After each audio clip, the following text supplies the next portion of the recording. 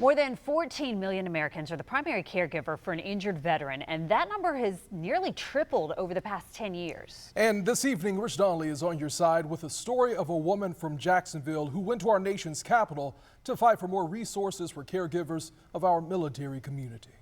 He enlisted right after 9/11 while he was still a senior in high school. He was 17. And I was his legal guardian, so I signed his enlistment papers with him. Jennifer Jenkins' younger brother James served in the Army and was assigned to a combat brigade in Mosul, Iraq.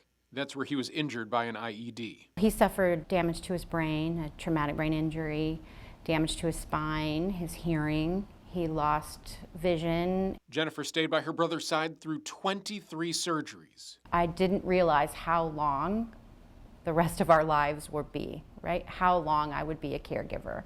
And I also didn't think about taking care of myself. I just plunged into the role of being a caregiver. According to RAND's report, 84% of post-9/11 caregivers report high levels of stress. 44% of caregivers have no health insurance themselves. And 10% have had thoughts of suicide because of the burden of being a caregiver. I myself couldn't work full-time for nearly a decade.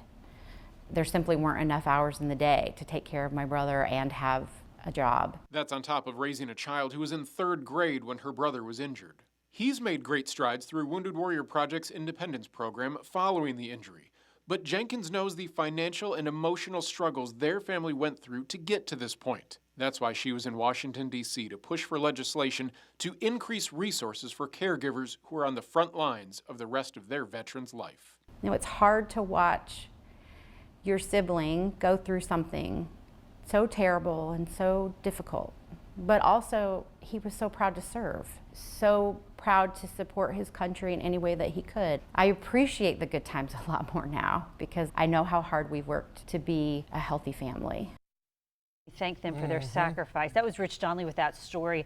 There are actually multiple recommendations by RAND and the Elizabeth Dole Foundation for caregivers based on their recent report. And so those recommendations include an increase in mental health and substance abuse treatment for caregivers and their children, as well as integrating caregivers into the veterans' health care team. I mean, it is tough. Some of the medical experts define being a caregiver as like being a candle with no wick. I mean, you can't shine the light on the person you love anymore because you feel burned out. So it's good that some help may be coming from Washington.